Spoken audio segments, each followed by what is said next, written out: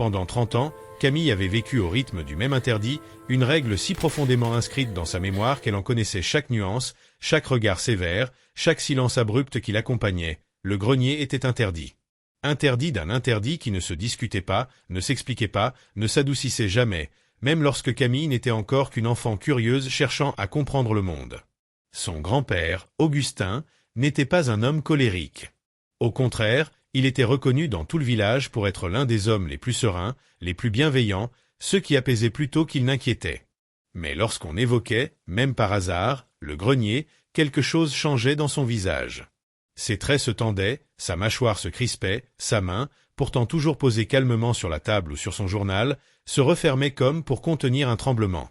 Il répétait alors, d'une voix plus dure que tout ce que Camille avait entendu de lui. « Tu n'y montes pas. Jamais. » Elle avait essayé, un jour, d'insister. Un seul. À 8 ans, poussée par la curiosité enfantine, elle avait posé la question que personne n'osait poser. Pourquoi?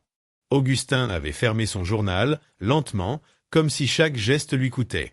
Il avait levé les yeux, et Camille avait vu juste une seconde un éclat de pure panique. Une panique animale, presque sauvage, impossible à contrefaire. Puis il avait répondu, d'une voix basse. Parce que certaines portes, Camille, ne doivent jamais être ouvertes. Ce soir-là, elle avait entendu son grand-père pleurer derrière la porte de sa chambre. Des sanglots étouffés, lourds, qu'aucun enfant ne devrait jamais entendre. C'est à partir de ce jour que Camille comprit que le grenier n'était pas un simple lieu interdit. C'était un lieu maudit. Les années passèrent. Camille devint adolescente, puis adulte, mais jamais Augustin ne faillit dans son interdit. Il verrouillait lui-même la lourde porte de bois, un bois sombre, noueux, presque noir, avec un cadenas dont la clé n'était jamais visible nulle part. Personne ne montait. Personne ne nettoyait. Personne ne savait ce qu'il y avait derrière. Puis, un matin de septembre, d'une douceur presque triste, Augustin ne se réveilla pas. La maison devint étrangement silencieuse. Les murs semblaient retenir leur respiration. Le village vint présenter ses condoléances, racontant, comme toujours, combien Augustin avait été un homme précieux, généreux, indispensable. Mais même dans les discours réconfortants, il y avait cette petite ombre dans leur regard, comme si tous savaient qu'Augustin portait en lui un secret, quelque chose d'inachevé, de trop lourd pour être dit. Après l'enterrement, Camille décida de ranger à maison. Elle ne voulait pas vendre, pas encore, trop d'histoires vivaient entre ses murs. Mais en ouvrant une vieille veste de son grand-père, soigneusement rangée au fond d'une armoire, elle sentit quelque chose de dur sous la doublure. Elle la déchira avec précaution. Et là, tombant dans sa paume comme un poids immense, la clé du grenier. Une clé ancienne, froide, plus lourde qu'elle ne l'aurait imaginé, comme si elle avait accumulé en elle les 30 années de silence, de peur, de secret tu. Le cœur battant, Camille monta l'escalier grinçant qui menait à la porte interdite.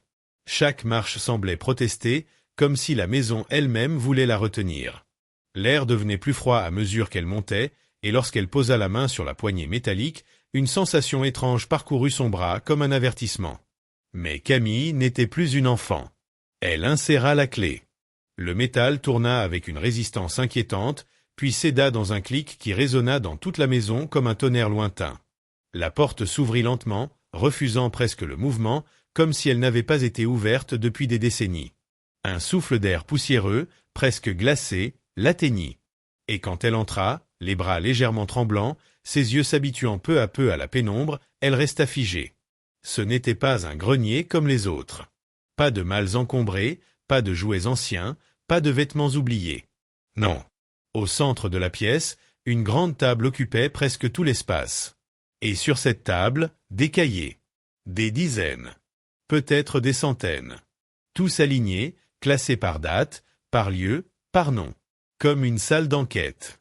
Comme un bureau de détective clandestin. Comme l'œuvre obsessionnelle d'un homme hanté.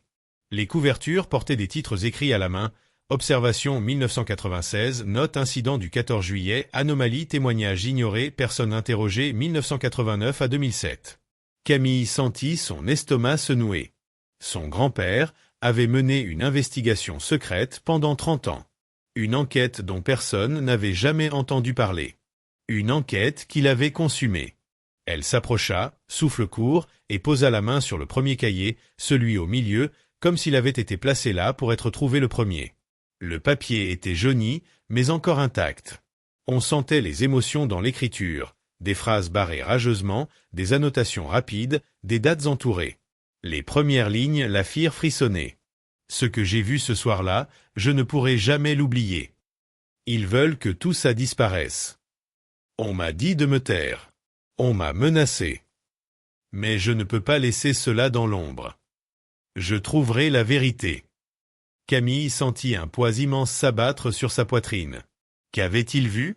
Qui il? Pourquoi avait-il été menacé? Et pourquoi, surtout, cela avait-il été caché d'elle pendant toute sa vie? Elle feuilleta la page suivante. Puis la suivante. Et soudain, un nom apparut. Un nom qu'elle connaissait. Un nom du village. Quelqu'un encore vivant. Un frisson glacial la traversa. Et pour la première fois, elle comprit quelque chose de terrible. Augustin n'avait pas interdit l'accès au grenier par peur qu'elle y trouve des objets dangereux. Il l'avait interdit parce que la vérité qui s'y trouvait pouvait détruire sa vie. Et maintenant, la porte était ouverte. Et rien ne pourrait plus jamais redevenir comme avant. Clara recula d'un pas, le carnet tremblant encore entre ses doigts. Le grenier, autrefois simple pièce interdite, prenait maintenant l'ampleur d'une scène figée dans le temps, d'un sanctuaire froid où les secrets avaient hiberné pendant 30 ans. Elle referma le carnet avec lenteur, incapable de respirer normalement, et se leva. Le plancher grinça sous elle, mais ce n'était plus le même son qu'à son arrivée. Il résonnait comme un avertissement. Elle balaya la pièce du regard. Les draps couvrant les meubles prenaient la forme de silhouettes humaines dans l'obscurité. Les ombres s'étiraient sous la faible lumière qui filtrait encore de la petite fenêtre ronde. L'air devenait plus suffocant, comme si chaque mot qu'elle venait de lire avait réveillé quelque chose dans la poussière, dans les murs, dans la maison elle-même. Elle approcha d'un autre drap. Une forme haute, étroite. Elle tira dessus. Le tissu souleva un nuage de poussière argentée. Sous le drap se trouvait une étagère, parfaitement organisée, où chaque boîte portait une petite étiquette écrite à la main. Date, lieu, nom. Tous inscrits de la même écriture nerveuse, reconnaissable entre mille, celle de son père. Il avait classé, rangé, caché, mais jamais oublié. Clara sentit une émotion étrange monter dans sa gorge, un mélange d'admiration et de peur. Elle ouvrit la première boîte. À l'intérieur, des cassettes audio soigneusement alignées. Chacune était datée. Certaines remontaient à avant sa naissance.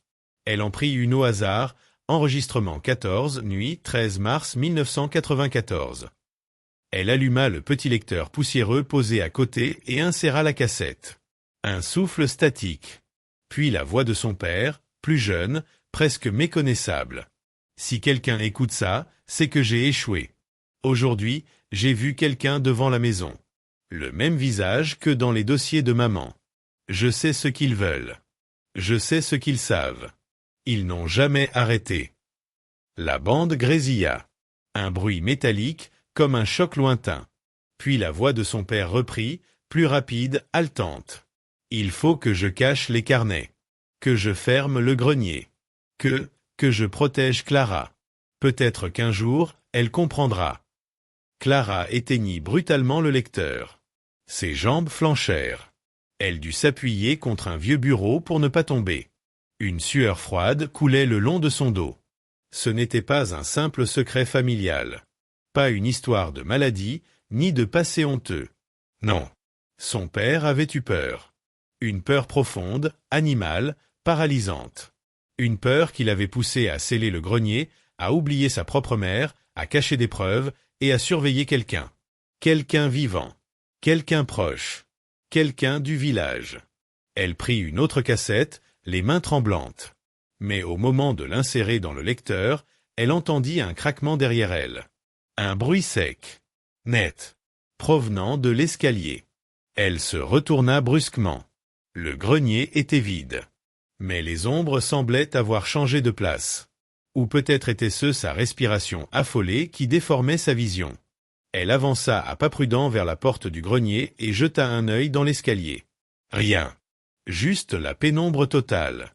Mais une sensation désagréable persistait, celle d'être observée. Elle revint dans la pièce et essaya de calmer son cœur qui battait trop vite. Puis elle aperçut quelque chose qu'elle n'avait pas remarqué avant. Une petite boîte métallique, posée contre le mur du fond, dissimulée sous un drap trop court pour la couvrir totalement. Elle s'en approcha. La boîte était lourde, verrouillée par 2 fermoirs rouillés. Elle les ouvrit avec difficulté. À l'intérieur, des photos. Des dizaines de photos. Toutes en noir et blanc. Toutes représentant la même femme, celle de la photo trouvée dans la mallette. Sa grand-mère. Vivante. Souriante. Et sur certaines photos, enceinte. Clara sentit une vague de chaleur, puis un froid extrême la saisir. Elle fouilla plus profondément. Une dernière pile de photos, enveloppée dans un plastique rigide, attira son attention. Elle les sortit. Sur celle-ci, sa grand-mère n'était plus souriante. Elle semblait effrayée, épuisée, observée. Sur certaines photos, on voyait une silhouette masculine derrière elle, floue, lointaine, mais présente. Elle retourna la dernière photo. Une phrase y était écrite, tremblante. « Je sais qu'ils me cherchent. Je sais ce qu'ils m'ont fait.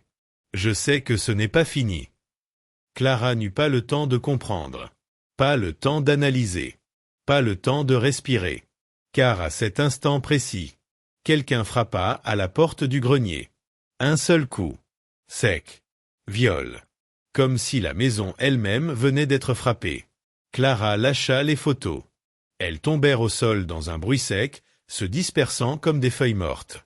Puis une voix, derrière la porte, résonna faiblement. « Clara, tu es là-haut » Ce n'était pas une voix inconnue. C'était une voix du village. Une voix quotidienne. Une voix qui n'avait rien à faire là, à cet instant, devant un grenier fermé depuis 3 décennies. Clara ferma la mallette d'un geste brusque. Son cœur battait comme un tambour. La voix répéta, plus lente, plus lourde, presque trop calme. « Clara, ouvre la porte. Il faut qu'on parle. Maintenant. » Une goutte de sueur glissa le long de sa tempe. Et elle comprit. Le grenier n'avait pas été interdit pour protéger un secret. Il avait été interdit pour la protéger elle. De quelqu'un. De quelqu'un qui savait que le grenier contenait la vérité. Clara fit un pas en arrière. La voix insista. « Je sais que tu as trouvé quelque chose. Ouvre. » Elle serra les poings. Parce qu'à cet instant, dans le silence froid du grenier, elle le devina enfin. Ce n'était pas une voix surprise, ni inquiète. C'était une voix menaçante. Clara recula jusqu'à l'étagère derrière elle, la respiration haletante, les doigts crispés autour d'un vieux meuble couvert de poussière. La voix derrière la porte, elle la reconnaît, vaguement, comme un murmure que l'on fige dans le passé. Mais ce n'est pas la voix d'un ami, c'est la voix d'un chasseur, d'un prédateur, d'un gardien de secret. Elle ferme les yeux un instant pour réfléchir, pour décider. Mais dans cette fraction de seconde, le doute explose, s'enfuir ou affronter. Quand elle ouvre les yeux, elle prend une décision. Elle agrippe la mallette noire, le dossier de photos, les lettres. Elle recule vers l'ouverture, déterminée à sortir, à fuir ce lieu de mensonge. Soudain, un craquement violent retentit. Le plancher sous l'étagère cède. Un trou s'ouvre ancien, dissimulé directement dans le sol vermoulu. Avant même qu'elle comprenne, le drap tombe, révélant un escalier étroit, descendant dans l'ombre profonde. L'air qui en monte a un parfum de renfermé, de secret trop longtemps gardé. La voix à la porte hurle. « Ouvre. Tu n'as pas le choix. » Clara sent ses jambes faiblir. Mais elle ne recule pas. Parce qu'un nom, une image, un passé volé, tout crie en elle qu'elle doit descendre. Elle jette un regard rapide vers la fenêtre. Elle pourrait plonger, se briser, disparaître. Mais non. Elle serre les dents. Puis, d'un geste décidé, elle soulève la mallette, l'attache fermement contre sa poitrine et met un pied sur la première marche de l'escalier caché. Chaque marche résonne comme un glas. Le bois vermoulu cède sous son poids, libérant un nuage de poussière si dense qu'il en obscurcit presque la lumière qui filtre par l'escalier. Clara tousse, ferme les yeux, mais avance. Au bas de l'escalier, un mur de pierre froide, humide, couverte de moisissures anciennes. Une faible lueur, une petite ampoule nue, suspendue par un fil, clignote. La pièce est petite. Salle froide, carrelage craquelé, odeur de renfermé et d'humidité. Au centre, une table métallique, rouillée. Autour, des chaises. Un vieux projecteur posé sur la table, relié à une prise murale par un fil emmêlé. Sur la table, plusieurs bobines de film Super 8, étiquetées à la main 1985, 1987, 1990. Clara respire difficilement. Son cœur tambourine. Elle se dirige vers la table, les mains tremblantes. Elle prend la bobine marquée 1987. La dépose sur le projecteur. Le cliquetis mécanique commence. La lumière vacille. Un souffle ancien traverse la salle. Puis l'image apparaît sur un mur de pierre. Inachevée, granuleuse, mais terriblement réelle. On y voit des visages. Des visages qu'elle reconnaîtrait entre mille. Elle voit sa mère jeune, souriante, marcher dans le couloir d'un hôpital. Avec elle, une femme en blouse blanche, la même que sur la photo retrouvée dans la mallette. Puis l'image change. Un homme s'approche. Un homme qu'elle connaît. Elle ferme les yeux quelques instants. Quand elle rouvre, l'image montre une ombre. Un geste brut. Un cri. Un visage tordu par la peur. Puis l'image se fige. Les couleurs s'éteignent, le projecteur grésille. Clara recule, choc. Ses mains lâchent la bobine. Le film tombe. Un fracas métallique retentit. Elle tourne les talons mais la lumière clignote. Flic. Flic. Flic. Quand la lumière revient, il est là. L'homme de la voix. Debout dans l'encadrement de la porte. Son visage dans l'ombre, mais ses yeux brillent d'une détermination glaciale. Tu as vu ce qu'ils ont fait. Tu as pris ce qui ne t'appartient pas. Tu as réveillé la mémoire. Et la mémoire doit être enterrée. Clara recule, cherche à fuir vers l'escalier. Mais ses jambes flanchent. Un mal de tête la frappe, violent, soudain. Elle sent un poids sur son cœur, une pression dans ses tempes. Le sol tangue. Elle tombe à genoux. L'homme avance, lentement, comme on approche d'un animal blessé. Il tend la main, crispée, vers la mallette. Donne. Tôt. Immédiatement. Clara serre les dents. Non. Son regard ne tremble pas. Il y a de la peur, oui. Mais surtout, une colère glacée. Une détermination farouche. Un feu qu'on allume après trop de silence. Non. Elle ferme les yeux, sa respiration haletante.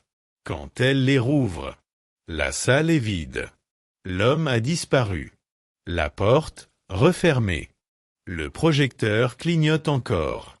Le film est immobile, l'image figée sur l'écran, l'ombre, le cri, le visage tordu. Un silence absolu. Clara ramasse la bobine, le carnet, les photos, la mallette. Elle titube vers l'escalier. Chaque pas est horrible, douloureux, terrifiant. Elle monte. Marche après marche, le bruit de ses genoux sur le bois sonne comme des coups de revolver. Quand elle arrive enfin en haut, elle ouvre la porte du grenier, et il y a de la lumière. Blanche. Cruelle. La maison semble éveillée depuis longtemps. Elle descend l'escalier, serrant fort ses bras autour des preuves. Elle ne sait pas si elle pourra sauver quelqu'un. Si elle pourra réparer le passé. Si elle pourra pardonner. Mais elle sait une chose. Dès maintenant, elle ne sera plus jamais la même. Le grenier ne sera plus un secret. Il sera une guerre. Une guerre pour la vérité. Dossier comme si elle portait un enfant blessé. Chaque pas résonnait contre les murs, chaque ombre semblait plus lourde, comme si la maison entière retenait son souffle. Dans le salon, la lumière du dehors filtrait par les voilages. Paisible. Trompeuse. Elle posa la mallette sur la table. Ses mains tremblaient encore. Son cœur battait trop vite. Elle devait réfléchir. Agir. Choisir à qui faire confiance. Mais dans un village où tout le monde connaissait tout le monde, à qui confier un secret qui avait déjà coûté des vies? Elle respira profondément et ouvrit la mallette une dernière fois. Il y avait tout, les photos, les enregistrements, les notes, les noms, les dates, les lettres de sa mère, les aveux soigneusement dissimulés par son père. En bas, quelqu'un frappa à la porte d'entrée. Un coup. Calme. Puissant. Comme si l'on frappait sur la surface d'un cercueil. Clara resta immobile. Le deuxième coup fut plus lourd. Elle approcha de la fenêtre, souleva légèrement le rideau. Son souffle se coupa. C'était lui. Le même homme. Le même visage. Le même regard froid. Celui qui avait monté les escaliers du grenier. Celui qui avait dit « Ouvre ». Maintenant. Mais il n'était pas seul. Deux autres silhouettes se tenaient derrière lui. Toutes les trois immobiles, plantées dans le jardin désert, comme des statues. Comme si elles étaient venues pour une cérémonie. Ou une exécution. Clara recula doucement. Elle chercha son téléphone. Pas de signal. Évidemment. Comme si quelqu'un bloquait tout. Le troisième coup sec fit vibrer toute la maison. Clara, dit la voix, amplifiée par le bois de la porte. Nous savons que tu es là. Nous voulons seulement parler. Tu as ouvert ce qui ne t'était pas destiné. Il faut régler ça, proprement. Proprement. Le mot lui donna envie de vomir. Elle saisit la mallette, prête à s'enfuir par l'arrière, quand un bruit métallique éclata derrière elle. La porte du grenier venait de claquer toute seule. Clara sursauta. La maison n'était plus un refuge. Elle était un piège. Elle s'approcha de la cuisine, espérant trouver une issue, mais la fenêtre avait été forcée juste assez pour laisser passer de l'air ou une main. Pas pour passer. Pas pour fuir. Elle n'avait plus qu'un choix, sortir par la porte principale. Affronter ce qui l'attendait. Elle respira profondément. Ses jambes tremblaient, mais ses yeux brûlaient de détermination. Elle marcha vers la porte, la mallette à la main, les dossiers dans l'autre. Quand elle posa sa main sur la poignée, le monde entier sembla s'arrêter. Elle ouvrit. L'homme la regarda, un sourire calme aux lèvres, le genre de sourire qu'un chirurgien porterait en annonçant une anesthésie qui ne fonctionnera pas. « Clara » souffla-t-il, presque doux. « Tu n'aurais jamais dû monter au grenier. » Elle s'avança d'un pas, le menton relevé. « Et vous, vous auriez dû laisser mon père tranquille. » L'homme s'immobilisa. Ses yeux se plissèrent, surpris par la force dans la voix de Clara. « Ton père savait trop de choses, dit-il. Comme toi, maintenant. » Il tendit la main. « Donne-moi ce que tu as trouvé. » Clara serra la mallette contre sa poitrine.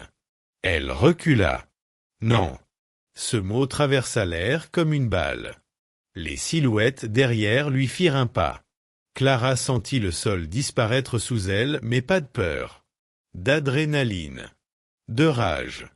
D'un héritage qu'on lui avait arraché pendant 30 ans. Elle ouvrit la mallette d'un geste sec. En sortit les photos, les dossiers, les enregistrements. Et les lança en plein vent par-dessus la tête de l'homme. Les feuilles s'éparpillèrent dans le jardin, portées par une bourrasque. Certaines tombèrent sur les silhouettes. D'autres s'accrochèrent à la clôture. D'autres encore s'envolèrent vers la route, là où des voisins, alertés par le bruit, commençaient à sortir de chez eux. L'homme écarquilla les yeux. Clara venait de faire ce que son père n'avait jamais osé, rendre la vérité impossible à enterrer. Une voisine approcha, ramassa une feuille, une photo de la mère de Clara, effrayée. Un autre attrapa une lettre où le nom de l'homme était écrit noir sur blanc. Un autre encore trouva une cassette marquée « Enregistrement témoin ». La panique apparut enfin dans les yeux du prédateur. « Qu'est-ce que tu as fait ?» hurla-t-il. Clara recula d'un pas, puis deux, et répondit. Ce que personne n'a eu le courage de faire pendant 30 ans. Je t'arrête. La police arriva en quelques minutes. Les voisins criaient, montraient les preuves, les photos, les lettres. Le nom de l'homme sortait de toutes les bouches. Le secret n'appartenait plus à personne. Il était à la lumière. Les deux silhouettes tentèrent de fuir, on les rattrapa à la lisière du village. On menotta l'homme. Clara le regarda droit dans les yeux pendant qu'on l'escortait. « Tu ne comprendras jamais ce que tu as détruit, dit-il avec un rictus amer. Clara répondit calmement. « Mais moi, je comprends enfin ce que tu as fait. » Il baissa les yeux. Perdu. Humilié. Terminé. Le grenier fut rouvert. Les dossiers furent étudiés. La vérité éclata sur 30 ans d'abus, de manipulation, de disparition, de mensonges étouffés par peur ou par force. Clara, elle, resta longtemps dans la maison. Dans le silence. Dans l'odeur de poussière et de révélation. Elle remonta au grenier. S'assit près de la fenêtre ronde. Ouvrit le dernier carnet de son père. La dernière page contenait une phrase simple écrite à la hâte, peut-être dans la peur, peut-être dans la certitude que quelqu'un, un jour, lirait enfin. « Pour toi, Clara, tu seras plus forte que moi. Tu diras ce que j'ai tu. » Elle ferma le carnet, essuya ses yeux. Puis, dans un souffle, elle répondit. « Je l'ai fait, papa. » Et au milieu du grenier enfin libéré, Clara sentit que le passé, pour la première fois depuis 30 ans, venait enfin de respirer.